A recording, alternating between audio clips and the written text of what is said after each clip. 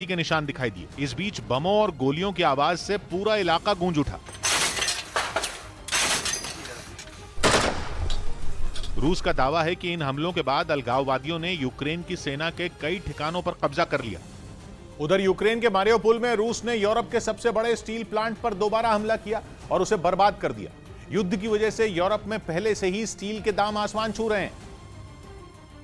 और मारियोपोल के Azovstal steel plant की तबाही की खबर से तो वहां हाहाकार ही मच गया। रूस ने यूरोप के सबसे बड़े स्टील प्लांट में एक अज़ोवस्टल पर अपनी मिसाइलों से ऐसी आग बरसाई कि कुछ बचा ही नहीं। जो तस्वीरें आई उन्हें देखकर लगा कि धमाकों की झड़ी लग गई। सबसे पहले स्टील प्लांट में एक ब्लास्ट हुआ,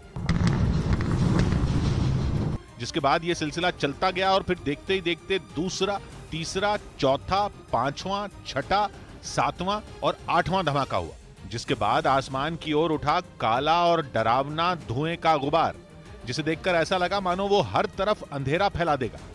इस प्लांट की बर्बादी ने यूक्रेन की अर्थव्यवस्था की कमर बुरी तरह तोड़ दी और इसके तबाह होने से पर्यावरण को भी नुकसान पहुंचा।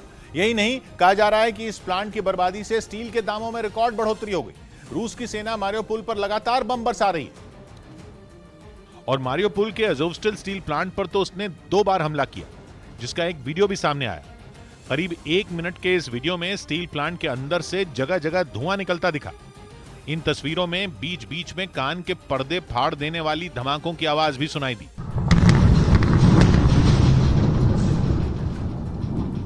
अज़ोवस्टल स्टील प्लांट अज़ोव सागर के किनारे बसे मारियोपोल शहर में है, जहां रूस की सेना ने ऐसा तांडव किया कि उसे भूतिया शहर बोला जाने लगा। कीव में अमेरिकी दूतावास की ओर से किए गए ट्वीट में तो यह तक लिख दिया गया कि मारियोपोल एक भूतिया शहर बन चुका है, क्योंकि एक बेहद खूबसूरत शहर 80% बर्बाद हो चुका है, जिसमें 40% हिस्सा ऐसा है जिसे दोबारा बना पाना करीब करीब नामुमकिन माना जा रहा है। लेकिन अज़ोवस्टल स्टील प्लांट के मालिक ने दावा किया कि वो उसे फिर से शुरू करेंगे। ये स्टील प्लांट यूक्रेन के सबसे अमीर शख्स कहे जाने वाले रिनाता अखमेतोवा का है, जिन्होंने जानकारी दी कि रूस के हमले के बाद प्लांट में ऐसे इंतजाम कर दिए गए थे कि पर्यावरण को कम नुकसान पहुंचे। लेकिन रूस के हमले में इस प्लांट को नुकसान पहुंचने से यूरोप में स्टील के दाम जबरदस्त बढ़ोतरी हो सकती है, क्योंकि रूस को सबक सिखाने के लिए यूरोप के कई देशों ने वहां से स्टील आयात पर रोक लगा दी थी। लेकिन अब रूस ने यूक्रेन के अज़ोवस्टल स्टील प्लांट को बर्बाद कर दिया है, यानी कि यूरोप के देशों को स्टील मिलने का एक बड़ा जरिया बंद हो चुका है। युद्ध से पहले सच कड़वा होता है। अगर आप में कड़वा सच सुनने की हिम्मत नहीं है तो कृपया ये कार्यक्रम ना देखें।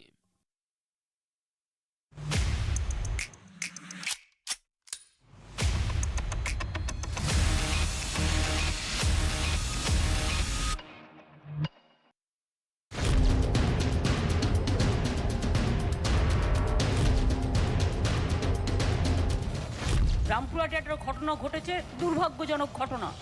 যারা ঘটনা ঘটিয়েছে তারা কেউ ছাড় পাবে না। ঘটনার বিরুদ্ধে অ্যাকশন হবে। ऐसे अपराधियों का हौसला बढ़ाने वालों को कभी माफ न करें।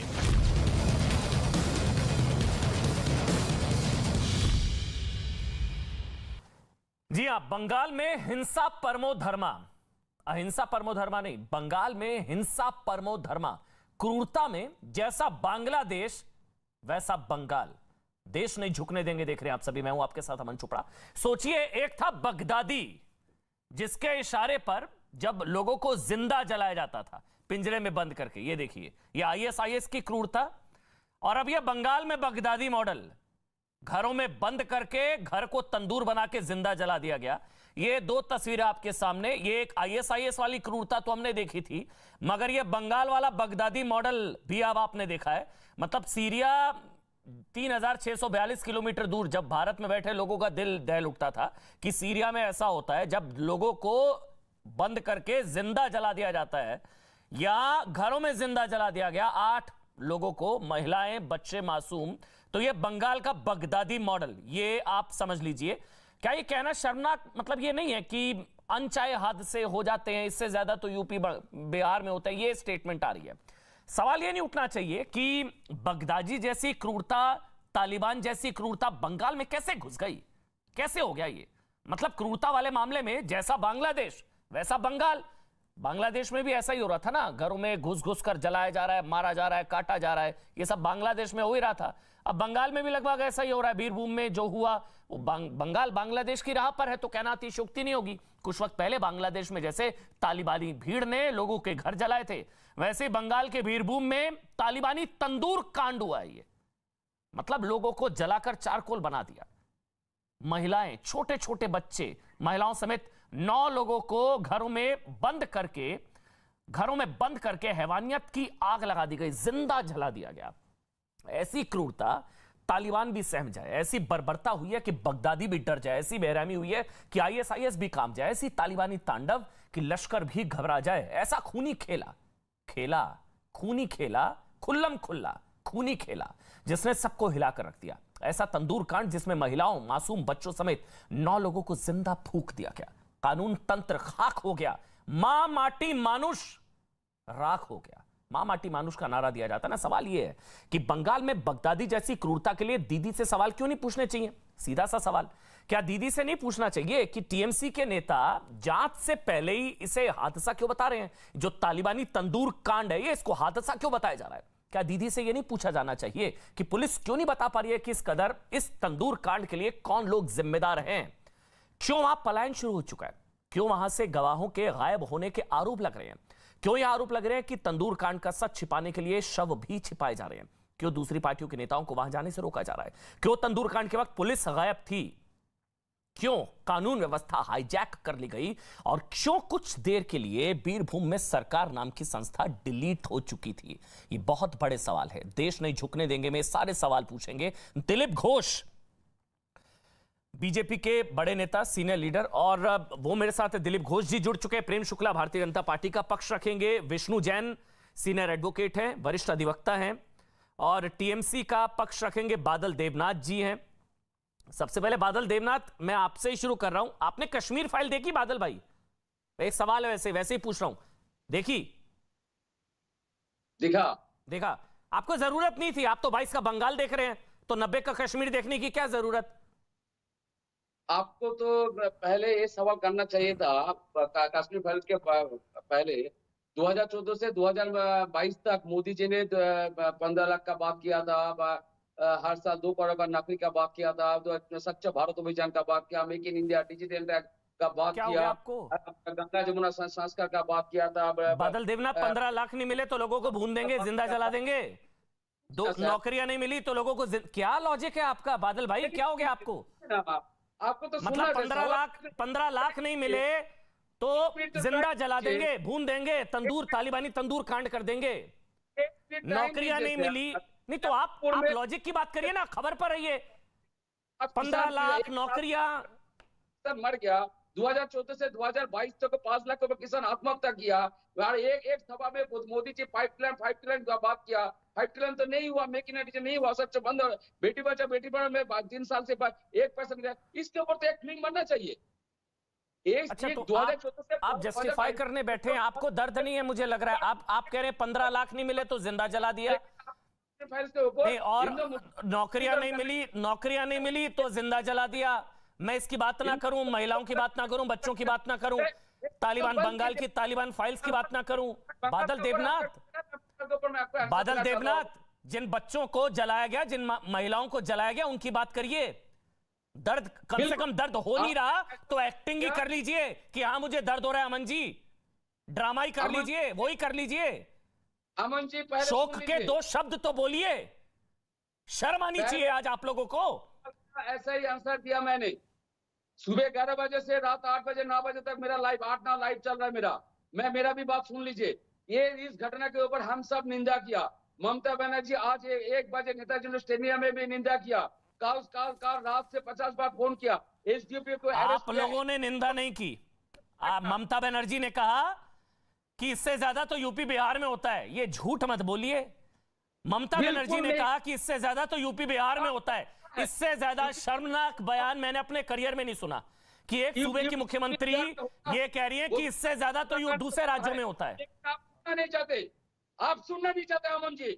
आपको मैं जो कह रहा हूं, हम सब निंदा किया। और एक घटना 1 साल 2 साल पहले हुआ था, उसके ऊपर बदला लिया। बदला लेने के बाद भानु शेख को मार दिया गया, उसके बाद 2-3-4 लोग 8-10 घर जला दिया। इसके लिए एसडीओ को सस्पेंड किया, आईसी को पोस्ट किया गया और सारे अधिकारी को पोस्ट करके दिया और वहां पर फॉरेंसिक रिपोर्ट भी भेजा है ममता बनर्जी और सीट भी गठन किया। जांच चल रहा है और 10-12 लोग को तो अरेस्ट हुआ। निंदा तो कर रहा हूं मैं। हम तो जानते हैं ये दुखद घटना है और हम सब ये भी चाहते हैं जो बंगाल में ऐसा घटना आज दोबारा ना हो और ऐसा घटना ना होता तो अच्छा होता, ये भी हम सब जानते हैं। लेकिन ममता बनर्जी क्या किया, उन्होंने कहा कि ऐसा 10.5 करोड़ लोगों के अंदर 1-2 घटना हुआ, रामपुर में जो घटना हुआ वो घटी है, उसके ऊपर हम सब निंदा करते हैं और इसके लिए हम सब जान भी कर रहे हैं। बादल और देवनाथ, ये कोई घटना हादसा नहीं है, ये नरसंहार है, ये मैसेकर है। समझते हैं आप इस शब्द को समझते हैं? ये घटना हो गई, दुर्घटना हो गई, हादसा हो गया, ये हादसा नहीं है, ये घटना नहीं है, ये मैसेकर है, नरसंहार है। आपको समझ में आता है? आप लोगों के नेता बोलते हैं कि शॉर्ट सर्किट की वजह से आग लग गई होगी और आपके अभी पिछली डिबेट में एक नेता बोल रहे कि हादसा है, आप बोल रहे घटना है, दुखद घटना है। सर ये हत्या, ये मैसेकर, ये नरसंहार। और ममता बनर्जी कह रही है कि इससे ज्यादा तो यूपी बिहार में होता है। आप लोग जांच से पहले तय करके बैठे हैं। लेकिन टीएमसी पर से टीएमसी नहीं है, टीएमसी के कार्यकर्ताओं को मार दिया गया। और वो भी क्यों जला भाई? उसकी भी तो जिम्मेदारी आपकी है। वो भी क्यों मरा? एक की भी जान क्यों गई? अगर टीएमसी के नेता की हत्या हुई उसकी भी जिम्मेदारी तो आप ही लोगों की है भाई। नहीं समझ रहा, कह दीजिए ना। नहीं समझ रहा, वो भी तो आप ही की जिम्मेदारी है। मैं मानता हूँ ये लॉ एंड ऑर्डर भी वेस्ट बंगाल का है, लेकिन सुबह से रात तक जो लोग ममता बनर्जी का बदनाम करते हैं, मैं उन लोगों को एक अनुरोध करूंगा, एक ममता बनर्जी का मूर्ति बना के घर में रखिए और सुबह शाम फूल देकर उनको पूजा कीजिए और सुबह शाम रात को ममता बनर्जी करके बदनाम कीजिए और बंगालियों का बदनाम कीजिए। लेकिन कोई असर नहीं। ये बहुत गलत है, ये बंगालियों को बदनाम मत करिए, ये कल्चर नहीं है। ये कल्चर नहीं है जिंदा जलाने वाला। मत बोलिए एक शब्द, ये बंगालियों के खिलाफ मत बोलिएगा। ये बहुत गलत कर रहे हैं बादल देवनाथ, आप बहुत गलत कर रहे हैं। ये कल्चर नहीं है, ये कल्चर नहीं है। यहाँ पर दिलीप घोष भी बैठे हैं, वो समझा देंगे आपको। ये कल्चर नहीं है बंगालियों का, गाली मत दीजिए उन्हें। ये बहुत गलत बोला आपने। कोई कल्चर नहीं है बंगाल में ऐसा, कोई कल्चर नहीं है ऐसा। ये बंगालियों को गाली मत दीजिए, कोई कल्चर नहीं है ऐसा। दिलीप घोष सर, अगर टीएमसी नेता की हत्या हुई तो बदला लेंगे, जिंदा जला देंगे, जायज ठहराएंगे। दिलीप घोष, मेरा सवाल यह है सर, आप लगातार आवाज उठाते रहे हैं, कई कार्यकर्ताओं की हत्या हुई है बीजेपी के, एक हफ्ते में 28 राजनीतिक हत्या हुई हैं। मेरा सवाल यह है सर, ये जो तालिबानी फाइल चल रही है कब थमेगी? कुछ हो क्यों नहीं पा रहा है? 1 महीना, 2 महीना, 4 महीना, 6 महीना, 8 महीना, कुछ हो ही नहीं पा रहा है। देखिए अमन जी, बंगाल की राजनीति का पूरा अपराधीकरण हो गया है और ये जो बीरभूम जिला जहां ये घटना हुई है, बंगाल में सबसे ज़्यादा हिंसा प्रवण जिला में एक है। 2018 में पंचायत चुनाव हुआ, एक भी विपक्ष का किसी को नॉमिनेशन डालने नहीं दिया, नॉमिनेशन नहीं हुआ, करने नहीं दिया, पुलिस और गुंडा मिल करके किए। अभी पिछले महीना पंचायत म्यूनिसिपैलिटी का चुनाव हुआ, वहां भी वही हुआ। म्यूनिसिपैलिटी चुनाव में किसी को पर्चा भरने नहीं दिया, नॉमिनेशन भरने नहीं दिए, तो चुनाव क्या होगा?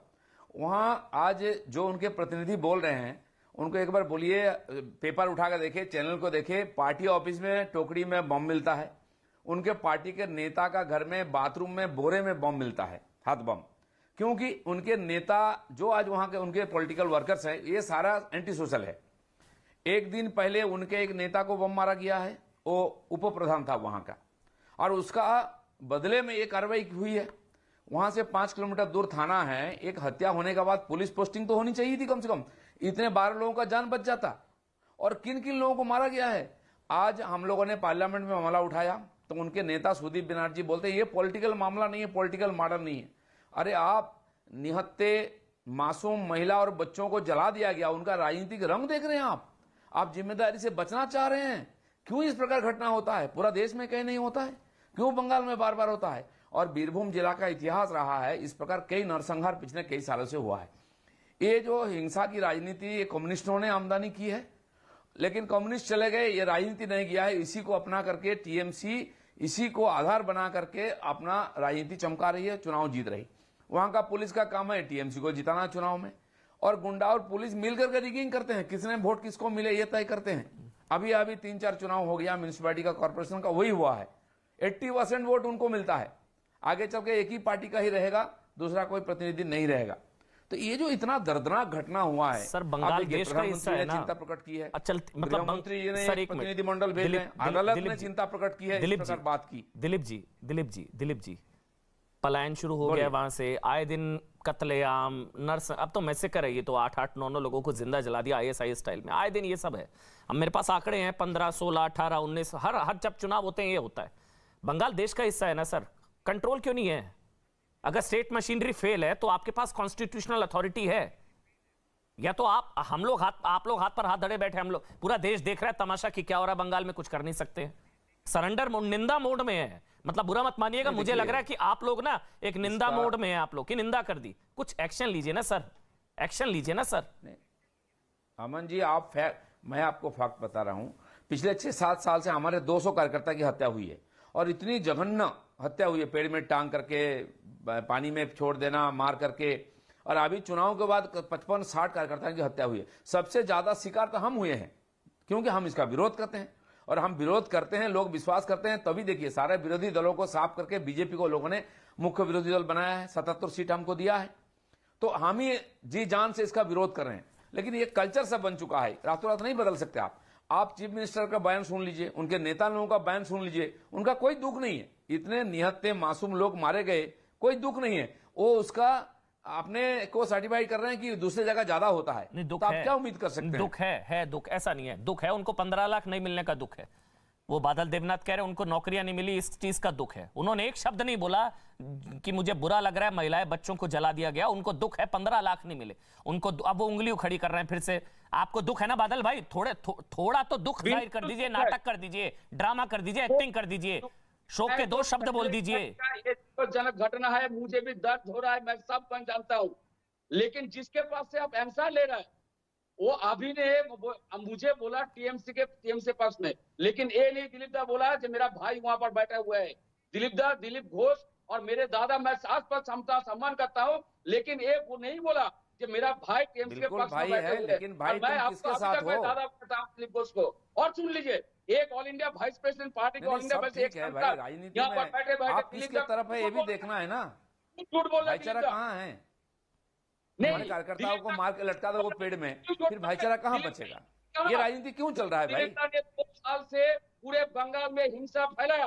दिलीप दा खुद जानते टीएमसी के कितने कार्यकर्ताओं को भाजपा द्वारा मार दिया गया है। दिलीप दा ये नहीं कहा त्रिपुरा में, उत्तर प्रदेश में, एक भी उदाहरण देखा, झूठ काहे बोल रहे हो भाई? सारा देश के लोग जानते हैं आपकी राजनीति। बीजेपी का आदमी एक भी किसी का थप्पड़ मारा तो मुझे बोलो, फोन करना तो छोड़ो।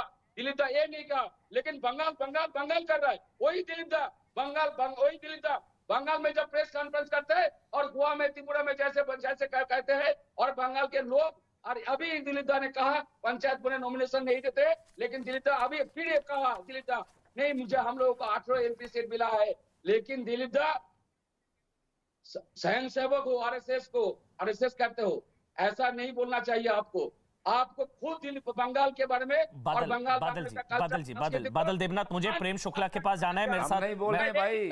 अमन जी कोई बीजेपी का आदमी नहीं है, मीडिया वाले बोल रहे हैं। हमारा नाक कटवा दिया आप लोगों ने, बंगाली लोगों का। देखिए सीधी सी बात है, कल्चर को मेरे खत्म साथ कर दिया आप लोगों ने। कांग्रेस पार्टी से शुद्धो बनर्जी भी जुड़ गए हैं। शुद्धो जी, मैं आपके पास आ रहा हूं, लेकिन एक बादल देवनाथ, पता है सवाल इसलिए पूछे जाते हैं, ये यूपी में हो जाता तो आप लोग क्या करते? बस इतना बता दीजिए एक बार में, कोई यूपी में ये तालिबानी तंदूर कांड अगर हो जाता तो आप लोग क्या करते? ये लखीमपुर गैंग से लेकर आप जितनी इंटॉलरेंस गैंग, आप लोग क्या करते अगर ये यूपी में कांड हो जाता? इस्तीफा मांगते नहीं मांगते? अमन जी, आपने ये नहीं कहा लखीमपुर में, और अजय मिश्रा होम मिनिस्टर, उसका बेटे ने क्या किया, गाड़ी से कुचल दिया। मांगा था ना इस्तीफा, गृह मंत्री का मांगा ना, गृह राज्य मंत्री का। मांगे ममता बनर्जी का इस्तीफा, हिम्मत है तो मांगा ना इस्तीफा। एनकाउंटर कैसे होता है? और वाराणसी ने, अब ये लखीमपुर गैंग कहां गई भाई? क्या हो गया? क्यों शुतुरमुर्ग की तरह रेत में सर दबाकर बैठे हो? अब शर्म नहीं आ रही? क्या हुआ बंगाल में? आप लोग ऐसा शर्मनाक बयान देते हो कि इससे ज्यादा तो यूपी बिहार में होते हैं। बंगाली संस्कृति कंपटीशन चल रहा है कट्टरता का। करे। महिलाओं क्योंकि हम बच्चों सब को जानते फूक दिया, जिंदा जला दिया, चारकोल बना दिया, और यहां पर आकर बोलते हो कि 15 लाख नहीं मिले, नौकरियां नहीं मिली, इसलिए हम ये करेंगे। बंगाली का बदनाम करने का कोशिश क्यों होता है जानते हैं? बंगाली कल्चर नहीं है ये, जिंदा जला देना नहीं है ये, बांग्लादेश में होता है। अब क्रूरता के मामले में बंगाल बांग्लादेश की राह पर है, तो आप अपना देखिए। चलिए ठीक है, छोड़िए, मैं आगे बढ़ रहा हूं। प्रेम शुक्ला, मैं आपके पास आ रहा हूं, उसके बाद मैं विष्णु जैन आपके पास आऊंगा। पहले प्रेम शुक्ला जी, 6 महीने से फिर वो सवाल निंदा मोड में आप लोग, स्टेट मशीनरी फेल हो चुकी है, वहां पर पुलिस, लोकतंत्र, मैंने बोला खाक, माटी माने स्वाद, जो चीजें चल रही हैं, आप लोग निंदा मोड में हैं। बस निंदा करिए, फिर अगला एक और हत्याकांड होगा, फिर बैठ जाएंगे, फिर अगला पिछले 3 महीने से तो मैं ही देख रहा हूं ये सब, जब से चुनाव वहां पर जीती है ममता बनर्जी। लेकिन आप लोग निंदा मोड में, निंदा कर दीजिए। चलिए, आपका टाइम शुरू होता है, करिए निंदा। नहीं, हम निंदा नहीं करेंगे, हम कार्रवाई करेंगे। और आदरणीय प्रधानमंत्री जी ने आज यह स्पष्ट कहा है कि जो भी वहां पर जिनके साथ अन्याय हुआ, जिनका नरसंहार किया गया है, उनको न्याय दिलाने के लिए हर संभव कार्य करेंगे। और जो लोग संरक्षण दे रहे हैं, जो लोकतंत्र की हत्यारों को संरक्षण दिए बैठे हैं, जो इस तरह के नरसंहार करने वालों को पालने पोसने पर आमादा हैं, ऐसे लोग भी कानून के सामने खड़े किए जाएंगे और उनके खिलाफ भी कार्रवाई होगी। यह भारतीय जनता पार्टी की सरकार है, संविधान और लोकतंत्र के दायरे में कार्रवाई होती है, लेकिन कार्रवाई होगी सुनिश्चित। जो लोग ये सोच रहे हैं कि हम 200 भारतीय जनता पार्टी के कार्यकर्ताओं की हत्या करके एकदम से बच के निकल जाएंगे, वो भ्रम में जी रहे हैं। एक एक जान का हिसाब देना पड़ेगा, ममता की निर्ममता का हिसाब देना पड़ेगा। जिस निर्ममता से यहाँ बादल देवनाथ बातें कर रहे हैं, जिस तरह से टीएमसी कार्यकर्ता सिर्फ घटना बता दे रहे हैं, 10 लोगों को घेर कर आप जलाकर मार देते हैं और मुख्यमंत्री महोदया हत्यारों के पक्ष में बयान देती हैं। राज्यपाल अगर उनके विरुद्ध एक रिपोर्ट लिख दे, ये वैसी तो वाली राज्यपाल की संवैधानिकता पर प्रश्न चिन्ह लगाती हैं। इन पर कार्रवाई होगी और संविधान के दायरे में होगी। करेंगे जैसे 2021 में, 2019 में, 18 में होगा। कैसे वाली कार्रवाई? अभी 2021 में 12 लोगों की हिंसा में मौत हुई थी, अभी 9 लोगों की मौत हो गई। 2022 वाली कार्रवाई होगी। 19 में 12 की मौत हुई, 18 में 65 की पंचायत चुनाव के दौरान 65 लोगों की मौत पड़ेगा। 18 के पंचायत चुनाव के दौरान 65 लोगों का मर्डर हुआ, 16 में 205, 91 बार। ये वो वाली कार्रवाई करेंगे क्या? कार्रवाई करी होती तो आज ये कांड होता क्या? कार्रवाई की होती तो ये होता तालिबानी तंदूर कांड। नहीं, आपका सवाल सही है, जायज है, क्योंकि इस देश में जो है निर्दोषों के हत्यारे सत्ता में बैठकर अट्टहास कर रहे हैं, इसलिए आपका यह प्रश्न समुचित है। क्योंकि बारंबार फांसीवाद का आरोप लगाकर कुछ लोग जो हैं, जिस तरह से नरसंहार करके बंगाल को बांग्लादेश बनाने पर आमादा हैं, उन सबको सत्ता से भी जाना होगा, दंड का भागी भी होना पड़ेगा, जेल भी काटेंगे और ये हत्यारे जो हैं मृत्यु दंड के तखत तक पहुंचेंगे, इसमें किसी को संदेह नहीं होना चाहिए। आज स्वयं आदरणीय प्रधानमंत्री जी ने यह सुनिश्चित कहा है। शुक्ला जी, ये सुन के ना कान पक गए आप लोग। ये रेडियो की तरह हर बार आप बोलते हैं, ये मुझे याद है, मैंने इससे पहले पंचायत चुनाव में सुनिए ना, आप बुरा मत मानिएगा। नहीं, मैं आपको खुलकर बोलता हूँ। 2018 पंचायत चुनाव, 2018 नहीं, मैं बोल रहा हूँ करते हैं आप लोग। नहीं, 2018 पंचायत चुनाव के दौरान 65 लोगों का मर्डर हुआ था, तब आप लोगों ने कहा था कार्रवाई करेंगे। 2019 में 12 लोगों की मौत हुई, तब आपने कहा कार्रवाई करेंगे। 2021 में 12 लोगों की मौत हुई, तब आपने कहा कार्रवाई करेंगे। अब 22 मार्च 2022 में 9 लोगों को जला दिया गया, तब आप लोग कार्रवाई करेंगे। सर, पहले कार्रवाई करेंगे कब करेंगे?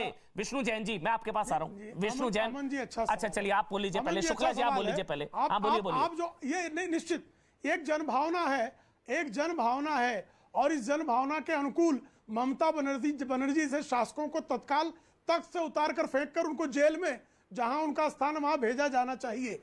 लेकिन एक लोकतांत्रिक संवैधानिक व्यवस्था की मर्यादाओं के कारण कई बार इस तरह से हमको जो है हताश होना पड़ता है। मैं आपकी हताशा, आपकी भावना का आदर करता हूं। Vishnu Jain, state machinery fail होती है, बीजेपी के नेता राष्ट्रपति शासन की मांग कर रहे हैं, क्या संविधान क्या बताता है? ये चलता रहेगा बस और देश तमाशा देखता रहेगा? मजाक है क्या? अमन जी, मैं ये याद दिलाना चाहता हूँ आपके चैनल के माध्यम से, 1993 में जब बाबरी मस्जिद का विध्वंस हुआ था, तब 3 राज्यों में राष्ट्रपति शासन घोषित किया गया था और बीजेपी शासित 3 राज्य उत्तर प्रदेश, राजस्थान और मध्य प्रदेश में सरकार बर्खास्त की गई थी। आज जो पश्चिम बंगाल में हुआ है, मैं आज अपने आप से सवाल पूछना चाहता हूं और सारे आपके दर्शकों से सवाल पूछना चाहता हूं, क्या मानवता शर्मसार नहीं हुई आज? सवाल ये नहीं है कि वहां पे हिंदू मरा है कि मुस्लिम मरा है, सवाल ये है कि वहां पे आज मानवता का दमन हुआ है। और अमन जी, आप हालत समझिए पश्चिम बंगाल की हालत क्या है। आज जो पश्चिम बंगाल हाईकोर्ट है, उसको पश्चिम बंगाल सरकार पे विश्वास नहीं है। उसने कहा कि वहां पे सीसीटीवी कैमरा लगाए जाएं, और किसकी निगरानी में लगाए जाएं? वहां के डिस्ट्रिक्ट जज की निगरानी में लगाए जाएं, और सारी एविडेंस प्रोक्योर की जाए, और अगर फर्दर कोई चीज आती है तो उसके लिए भी कैमरा लगाए जाएं।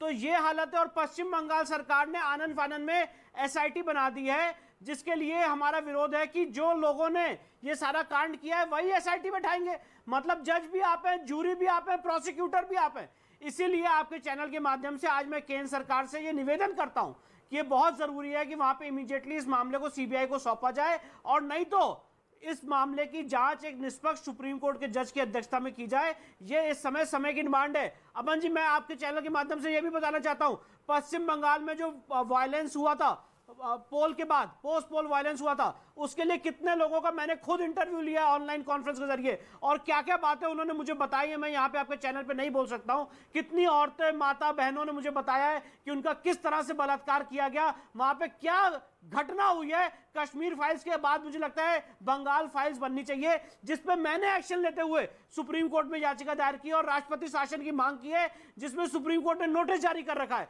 तो आज मैं आपके चैनल के माध्यम से इस देश की संवैधानिक संस्थाओं से ये निवेदन करना चाहता हूं कि पश्चिम बंगाल जिस तरह से जल रहा है, वहां पे समय की डिमांड है कि वहां पे राष्ट्रपति शासन लगाया जाए। और मैं अपने बड़े भाई प्रेम शुक्ला जी से बड़े आदर से कहना चाहता हूं कि लोकतंत्र उनके लिए होता है जो लोकतंत्र पे विश्वास करते हैं। जिन्होंने लोकतंत्र का मर्डर किया है, उनके लिए लोकतंत्र नहीं होता है। और इसीलिए आदरणीय मोदी जी से और बीजेपी से ये उम्मीद है कि वहां पे इमीडिएटली राष्ट्रपति शासन लगाया जाए। बराबर गवर्नर ट्वीट कर रहे हैं, आर्टिकल 356 ये इजाजत देता है कि वहां पे आप राष्ट्रपति शासन लगा सकते हैं। सरकारी कमीशन की जजमेंट है सुप्रीम कोर्ट की, जो कहती है कि वहां पे आप पैरामिलिट्री फोर्स भेज सकते हैं। और इस समय जरूरत है बंगाल को कि वहां पे टोटल स्टेट मशीनरी फेल हो चुकी है, इसलिए वहां पे पैरामिलिट्री फोर्स केंद्र सरकार को इमीडिएटली लगानी चाहिए। और जिस तरह से वहां पे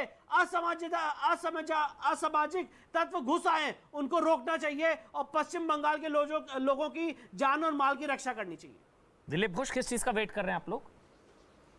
फिर मैं शुद्धो भाई आपके पास आ रहा हूं, शुद्धो बनर्जी जी मैं आपके पास आ रहा हूं, लेकिन पहले दिलीप जी, किस चीज का वेट कर रहे हैं? ये आपने सुना विष्णु जैन, कोई आम जनमानस की भावना है मेरे ख्याल से। भाई बंगाल हमारा है, देश का पार्ट है, हम सबका बंगाल है भाई, हम सबको प्यार है बहुत बंगाल से। बंगाल को बचाना है। बिल्कुल बिल्कुल आपका कहना है। और बंगाल अपना गरिमा को खो दिया है, राजनीतिक जंजाल में लिपटा हुआ है। हम उसका खिलाफ लड़ाई कर रहे हैं यहाँ लोकतांत्रिक पद्धति से, इसलिए बलिदान दे रहे हैं। लेकिन जैसा कि शुक्ला जी ने बताया है, एक मर्यादा है, संविधान के दायरे में करना पड़ता है, और वो समय पर जरूर होगा, हमें भी उम्मीद है। नहीं तो कहाँ जाएंगे हम? इसी व्यवस्था के अंदर रह के हमको परिवर्तन करना है। लड़ाई इसमें हम लोग कोर्ट में भी लड़ रहे हैं, हम मैदान में भी लड़ रहे हैं। सीबीआई इंक्वायरी चल रही पोस्ट पोल वायलेंस में। आज भी हमारे सैकड़ों कार्यकर्ता घर में घुस नहीं पा रहे हैं, घर से बेघर है, उनका प्रॉपर्टी जला दिया गया, महिलाओं के साथ अत्याचार हुआ है। कई लोग, 25,000 परिवार पीड़ित थे, 80,000 लोग घर से बाहर थे। आज भी बहुत लोग घर से बाहर हैं। ये तो हमारे आंखों के सामने है, हम तो रोज झेलते हैं इसको, रोज सोना पड़ता है। मैं ऐसा एक प्रेसिडेंट बंगाल का हुआ हूँ, 100-150 लोगों का डेड बॉडी को मैंने माला चढ़ाया है। तो ये इससे दुर्भाग्य क्या होगा? लेकिन हम जिस व्यवस्था में है, उस व्यवस्था के अंदर ही इसका परिवर्तन करना पड़ेगा। कश्मीर को लेके 40 साल तक हम झेलते रहे, आज कश्मीर में न्याय आया है। लेकिन जो कि है कि जिस व्यवस्था में है, व्यवस्था पर भरोसा हमको रखना ही पड़ेगा, और बलिदान देने के लिए हम तैयार हैं, दे भी रहे हैं। मुझे लगता है कि बहुत जल्दी इसका निराकरण होगा। लेकिन आपको धन्यवाद, मुझे दूसरा चैनल में जुड़ना है, इसलिए मैं आपसे विदा लेता हूं। ठीक सर, बिल्कुल। लेकिन एक चीज है जिसका जिक्र अभी विष्णु जैन ने भी किया, भाई एक चीज है, जिन लोगों ने कश्मीर फाइल नहीं देखी, वो 22 का बंगाल देख ले, वो ज्यादा फर्क नहीं नजर आएगा। जो हाल है उससे ज्यादा खौफनाक है तो बंगाल की तालिबानी फाइल्स बनेगी। बहरहाल, मैं शुद्धो बनर्जी जी आपके पास आ रहा हूँ। दिलीप घोष, आप जा सकते हैं, मैं जानता हूँ आपको अगले चैनल में जाना है। बहुत बहुत धन्यवाद, आपने समय निकाला। बंगाल बीजेपी अध्यक्ष हमारे साथ थे। शुद्धो जी, आपको भी लगता है राष्ट्रपति शासन लगेगा, बंगाल बचेगा? कांग्रेस पार्टी का क्या स्टैंड है सर? ऑलरेडी हमारे जो प्रदेश अध्यक्ष है लोकसभा के कांग्रेस के नेता है अधीर रंजन चौधरी ने कल प्रेस वार्ता सम्मेलन करके बताया कि 355 की तरफ ये जा रही, और हमने सीबीआई मांग भी की। लेकिन मैं बादल देवनाथ के बारे में कोई टिप्पणी करना नहीं चाहता हूं, क्योंकि वो जैसे बात कर रहे हैं वो जीता जागता सबूत है देश के सामने कि टीएमसी पार्टी किस हद तक पहुंच गई। लेकिन मेरा एक कहना आपने बिल्कुल सटीक पकड़े हैं अमन जी, ये फाइट और निंदा मोड कब तक? आदरणीय मोदी जी ने आज देश को संबोधित किया है और इसमें बंगाल के प्रसंग भी लाए हैं। क्या मोदी जी भूल गए, भाजपा के लोग भूल गए कि 2014 में काकुड़गाछी में आके मोदी जी बोले थे कि शारदा केस के ऊपर विचार करेंगे? क्या हुआ 8 साल से? नारदा केस के ऊपर विचार करेंगे? क्या हुआ 5-6 साल से? 8 साल में आपका गाय तस्करी, बालू तस्करी, कोयले तस्करी पर अभिषेक बैनर्जी को दिल्ली बुलाया जाता है, अभिषेक बाहर के कांग्रेस को गाली देके बोलते हैं गोवा में लड़ दे जाएंगे। पहले प्रयाग जी ये तय कर ले कि आपका तृणमूल के साथ रिश्ता क्या है। ऐसा निंदा खेल खेलेंगे फिर शुभेंदु अधिकारी जैसे लोगों को अपने पार्टी में लेके, मुकुल रॉय भारती घोष को लेके, जिस भारती घोष मॉडल के अनुसार पुलिस के जरिए गांव की राजनीति को ममता बनर्जी ने कंट्रोल किया है। आपको लगता है, माफी के साथ एक सवाल, आप ठीक कर रहे हैं ये? मैं क्या ठीक कर रहा हूँ? ये आप मौका है ये पॉलिटिक्स का जो आप पॉलिटिक्स शुरू कर रहे हैं, आपको लगता है ये नारदा शारदा, आपको लगता है ये सही मंच है पॉलिटिक्स का? आज कम से कम उन महिलाओं बच्चों की बात होनी चाहिए ना। दिलीप जी के बारे में बोल रहा हूँ, अगर वो कार्रवाई करते तो आपका राष्ट्रपति ये आपको लग रहा है कि ये नारदा शारदा 15 लाख नौकरी ये आज ये मंच है ये उसकी बात करने का, या ठीक कर रहे हैं? यही है, इन दोनों का खेल यही है। नहीं, अभी तो वही खेल खेल रहे हैं ना, फिर नारदा शारदा कहां से आ गया? 18 सांसद है भाजपा के बंगाल से, उन्होंने क्या कदम उठाए? शुभेंदु अधिकारी गए और चले आए। तपन कांडू का हत्या हो गया एक नगर पालिका में मेजोरिटी के लिए। उस दिन जब अधीर रंजन चौधरी बोल रहे थे, ये भाजपा वाले इधर खड़े नहीं हुए हैं। कांग्रेस का कौन सा नेता जा रहा है बीरभूम? हुई है कांग्रेस का कौन सा नेता जा रहा है बीरभूम? अधीर रंजन चौधरी कल जा रहे हैं और ममता बनर्जी भी कल जा रही है। आमने सामने टक्कर होगी, आप देखते रहिए। चलिए बादल देवनाथ बताइए भाई, बादल देवनाथ जी बताइए कब थमेगा ये सब? अब तो जीत गए ना, बख्श दीजिए ना भाई सबको। देखिए सुनिए मेरा सवाल है, देखिए अब बंगाल में ऐसा है तो जिंदा रहना है, टीएमसी में रहना है, मतलब ये है, ये फैक्ट है। बाबुल सुप्रियो सब आ गए इधर, मतलब पता है, सबको पता है। वरना क्या होता बंगाल में 200 कार्यकर्ता मार दिए। तो ये अब जीत तो गए, बस करिए ना, खत्म करिए अब भाई, जीत गए ना, अब बात खत्म। आप जैसे बोलते हैं ना नेशनल चैनल पर, और बहुत सारे लोग हैं जो नेशनल बंगालियों का जो बदनाम करते हैं। दुख होता है इस बात के लिए, जो भाजपा के कार्यकर्ता यहाँ पर बैठे थे, दिलीप दा ऑल इंडिया वाइस प्रेसिडेंट है, खुद यहाँ पर बैठे बैठे झूठ बोल के चले गए। और यही दिलीप दा 2-3 साल से 2021 इलेक्शन से पहले कैसे पूरे बंगाल में हिंसा फैलाया और इसको मारेगा, उसको पीटेगा, इसको शमशान में भेजेगा, कितना कुछ कहा दिलीप दा।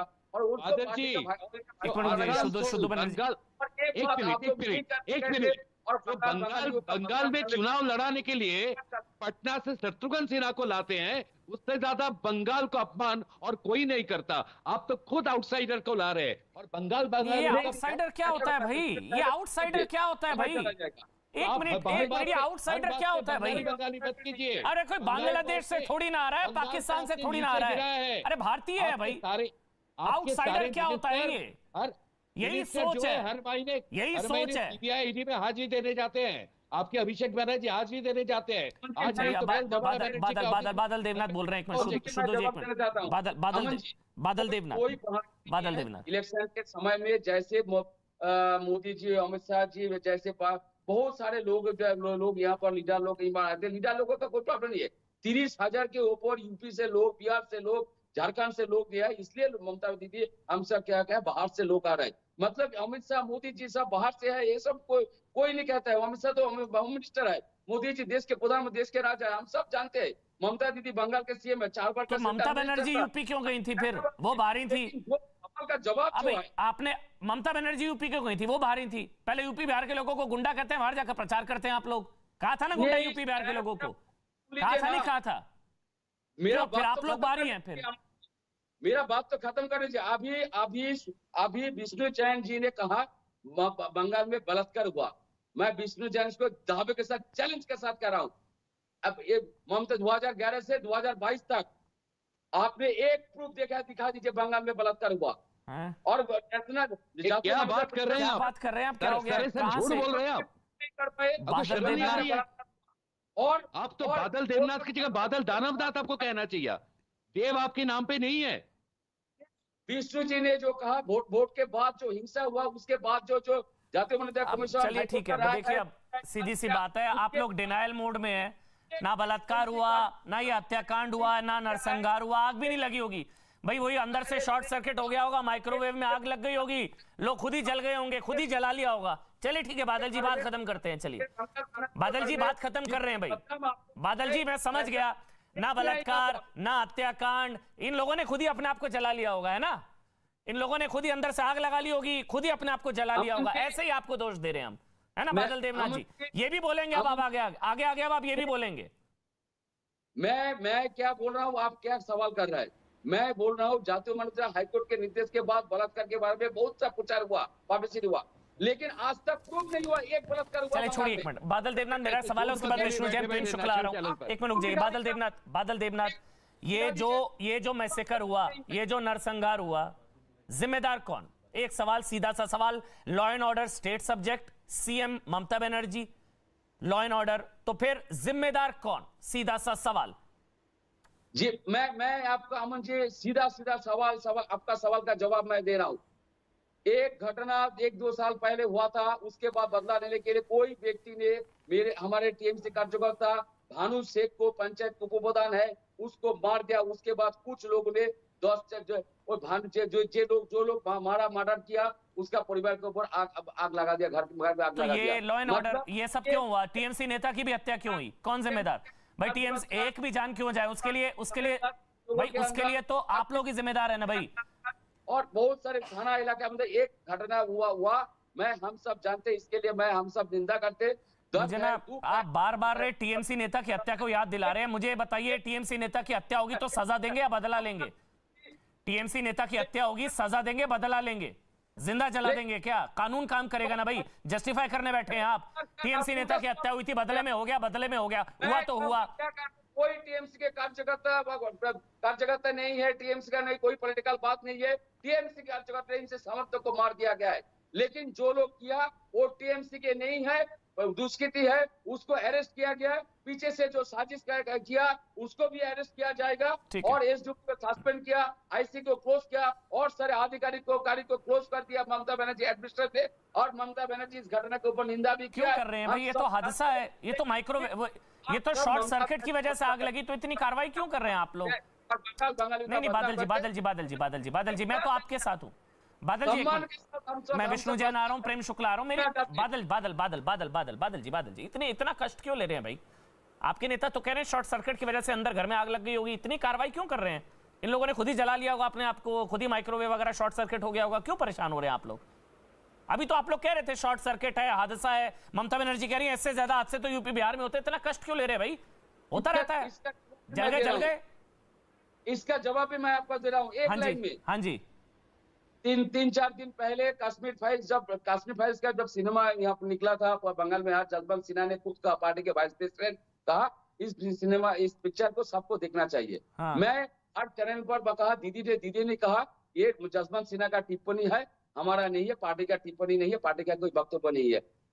अनुब्रत मंडल जिला अध्यक्ष क्या किया मुझे पता नहीं, मैं नहीं देखा, लेकिन फॉरेंसिक टीम ममता बनर्जी ने भेजा, सीट गठन किया, फॉरेंसिक रिपोर्ट वहां पर जांच चल रहा है। फॉरेंसिक रिपोर्ट में जो रिपोर्ट आएगा वही report Mamata Banerjee home minister पक्ष से और पार्टी के पक्ष से आप लोगों के सामने रखा जाएगा। नहीं, ये बयान इससे ज्यादा तो यूपी बिहार में होता है।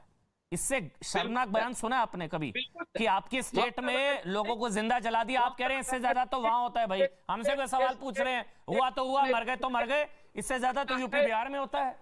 बनर्जी ने सही कहा, बिहार बंगाल में सही होता है, ज्यादा उत्तर प्रदेश, बिहार, झारखंड, गुजरात में होता है। उत्तराखंड भी हुआ, लखीमपुर में। ये जस्टिफाई है, महिलाएं जला दी, बच्चे जला दिए, जिन लोगों ने, वो ताली बजा रहे होंगे आज, वो खुश हो रहे होंगे, देखिए बादल देवनाथ हमको बचाने बैठे हैं। आपको सुनकर बादल देवनाथ, आज जितने भी अपराधी हैं ना बंगाल के, जितने भी ये लोग हैं इस तरह के तत्व, वो ताली बजा रहे होंगे आपको देखकर कि देखो हमको बचाने बैठे हैं, कि देखो हम तो इतने खतरनाक नहीं है, हमसे ज्यादा तो यूपी बिहार के लोग करते हैं। ताली बजा रहे होंगे वो। आज आप उनके वकील बनकर बैठे हैं, आज आप उनके वकील बनकर बैठे हैं।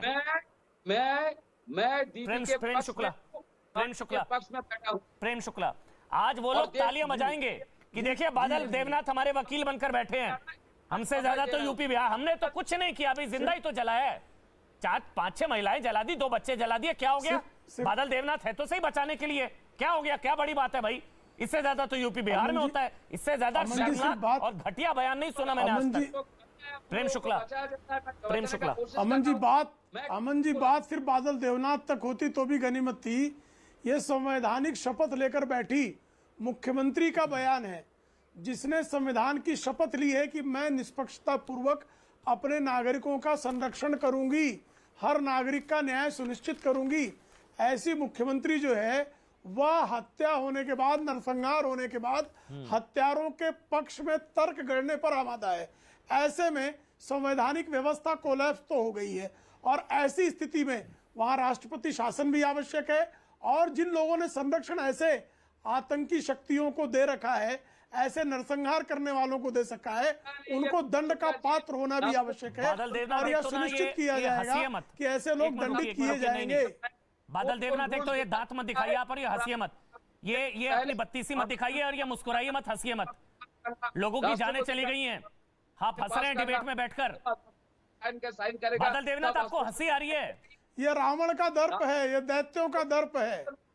पहले आपको जानना चाहिए, एक पॉलिटिकल लीडर है, आप जान इस तरह का अट्टहास कोई जो है आसुरी शक्तियां ही कर सकती है, जिसमें मानवता का रंच मात्र भी लेश होगा, वो ऐसी घटनाओं पर, ऐसी हत्या, ऐसे नरसंहारों पर बिल्कुल जो है वो अट्टहास नहीं कर सकता। ऐसे नरसंहारों पर दैत्य वृत्ति के लोग ही अट्टहास कर सकते हैं। और इनकी वृत्ति प्रकट हो रही है कि जिहादी शक्तियां किस तरह से सत्तासीन हो गई हैं, वो किस तरह से लोकतंत्र का मर्दन कर रही हैं, किस तरह से संवैधानिक व्यवस्था को ढहा रही है।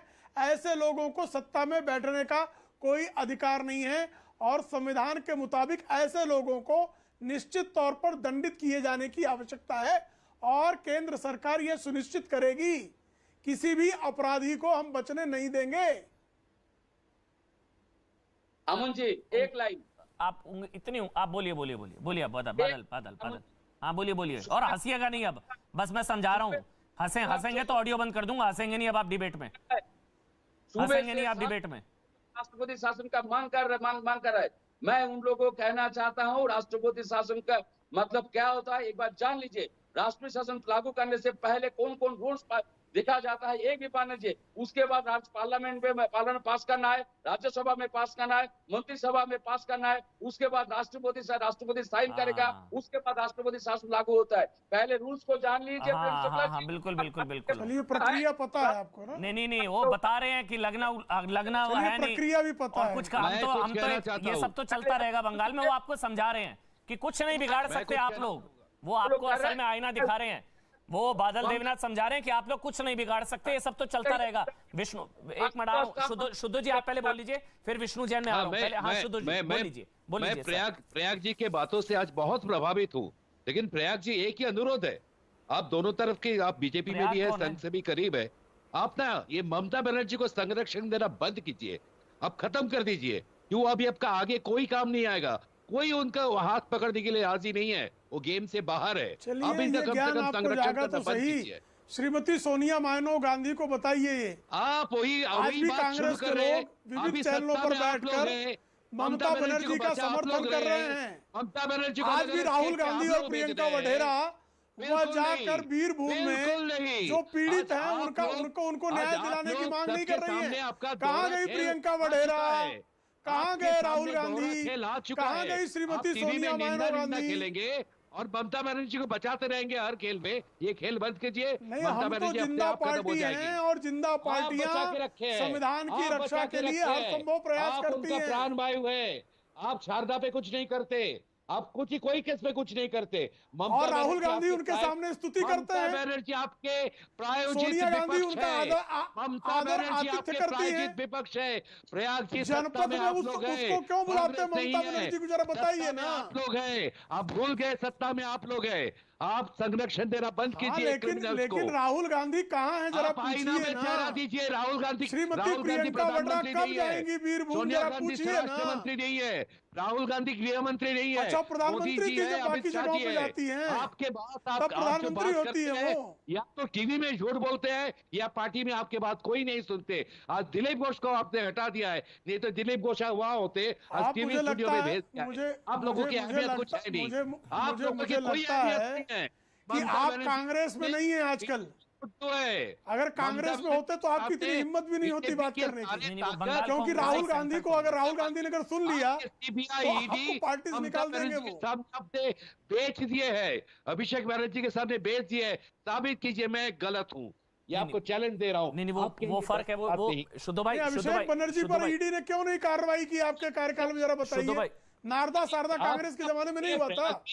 प्रयाग जी सीनियर आदमी है, नारदा किसके कार्यकाल में हुआ था? देखिए, चलिए आप नारदा शारदा नहीं जाएंगे, नारदा शारदा नहीं जाएंगे, बताइए ना जरा, नारदा का आपके उधर कार्यकाल नहीं में जाएंगे। हुआ मैं था विष्णु कि जैन के पास जा रहा हूँ, एक मिनट विष्णु जैन के पास जा रहा हूँ, उधर नहीं जाएंगे भाई।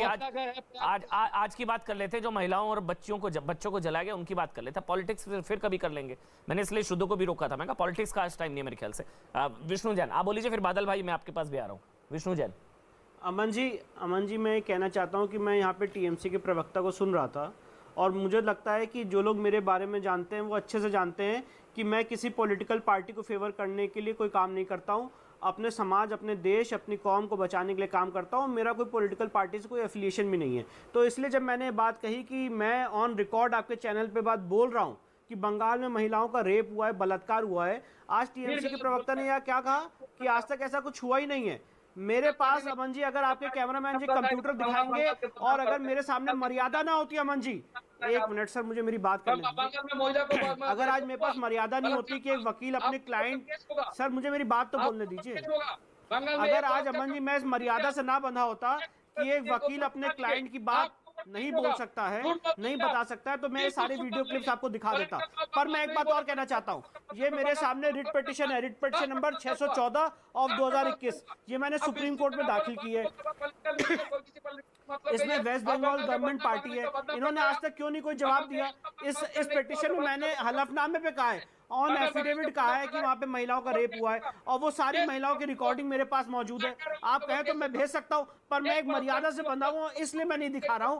पर ये बात समझ ले कि मैं यहाँ पे गलत बयानी का आदी नहीं हूं और जो बात मैंने कही है विद अथॉरिटी कही है और खुद 1 to 1 उन महिलाओं को, उन बहनों को एग्जामिन करने के बाद, उनसे मिलने के बाद, जूम मीटिंग के बाद उन्होंने जो मुझे अपनी आप बीती बताई है वो मैंने आज यहाँ पे अपने चैनल में बोला है। अब मैं अगर आप मुझे मजबूर कर रहे हैं और मुंह में उंगली डाल रहे हैं तो ये भी बोल सकता हूँ। एक मेरी बहन ने मुझे ये बताया था, अब क्या बोलूं मैं, छोड़ दीजिए ठीक है। आप अगर इस डिनायल, आप अगर आज टीएमसी का प्रवक्ता इस डिनायल मोड में है कि वहां पे कोई रेप और बलात्कार नहीं हुआ है, तो मैं ये कहना चाहता हूं कि उनको ऐसी आर्टिफिशियल समझ मुबारक हो। नहीं एक मिनट, मैं इससे ज्यादा कुछ नहीं, वो जरूर बादल देवनाथ। अच्छा ये नरसंहार हुआ, जलाया भी गया, कल को आप कहेंगे जलाया भी नहीं गया, ये पक्का है ना? ये जलाया गया, बिल्कुल हुआ, अंदर से बाहर से किसने जलाया? ये हादसा तो नहीं है ना, ये एक्सीडेंट तो नहीं है ना? बादल देवनाथ सवाल सुना करिए, बीच में मत बोला करिए, सवाल सुनिए पहले। बादल देवनाथ सवाल सुनिए पहले, हादसा तो नहीं है ना ये, बस ये बताइए। नहीं हादसा नहीं है, हादसा नहीं, मैं मानता, ठीक है, एक्सीडेंट तो नहीं है ना, एक्सीडेंट तो नहीं है ना, हादसा नहीं है ना ये, और अंदर से तो नहीं ना शॉर्ट सर्किट के चक्कर में आग लग गई हो, ऐसा तो नहीं है ना? टीम ने वहां जांच कर रहा है, कल जांच का रिपोर्ट भी हाईकोर्ट में और सरकार के पास पेश किया जाएगा, तो सीबीआई एनआईए जांच से भी, सीबीआई और एनआईए जांच से भी ऐतराज नहीं है? कर दिया, पूरे बंगाल के लाखों करोड़ महिला का बदनाम कर रहा है और आप भी चुपचाप बैठे हुए अमन जी, आप भी चुपचाप बैठे, यहाँ पर बैठे बोल रहा है बंगाल में बलात्कार हुआ, बलात्कार हुआ। आप तब से चुप बैठे हैं, बच्चियों को और महिलाओं को जिंदा जला दिया, तब 15 लाख की बात कर रहे थे, तब आपको शर्म नहीं आ रही थी? जब आपकी नेता ये कहती है कि इससे ज्यादा यूपी बिहार में होता है, तब आपको गुस्सा नहीं आया? अमन जी, देश के प्रधानमंत्री, देश के राजा खुद कह रहे हैं मैं पूरे देशवासियों को मैं 15 लाख का रुपया दूंगा। प्रेम शुक्ला बस करिए सर, इतना मत लेवल गिराइए कि आज आप 15 लाख की बात कर रहे हैं, और क्योंकि 15 लाख अकाउंट में नहीं आए इसलिए घरों को बाहर से ताला लगा के अंदर तालिबानी तंदूरी कांड हो गया, और अब जिन राज्यों में ऐसे नाराजगी होगी 15 लाख नहीं है, वहां से लोग जलाए जाएंगे। प्रेम शुक्ला आखिरी कमेंट, प्रेम शुक्ला 10 सेकंड्स। देखिए, ममता बनर्जी की पार्टी और ममता बनर्जी जिस तरह की हरकतें कर रही हैं, वह राष्ट्रपति शासन लगाने के लिए जो आवश्यक राष्ट्रपति शासन की मांग कर रहे हैं। छोटा सा ब्रेक ले रहे हैं, तुरंत हाजिर होंगे।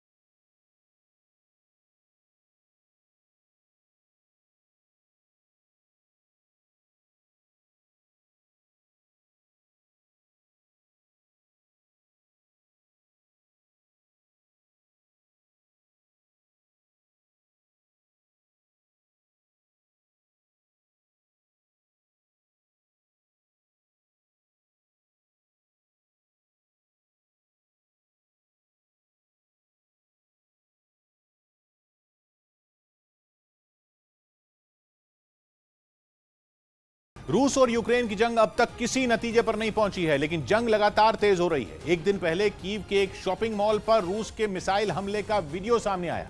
इस वीडियो के सामने आने के बाद यह कहा जाने लगा था कि रूस इस लड़ाई में अब आम नागरिकों की सुरक्षा की भी परवाह नहीं कर रहा, इसलिए शॉपिंग मॉल जैसी जगहों पर हमले हो रहे हैं। लेकिन अब रूस ने उसी हमले से जुड़े कुछ वीडियो जारी किए। रूस का दावा है कि जिस शॉपिंग मॉल पर हमला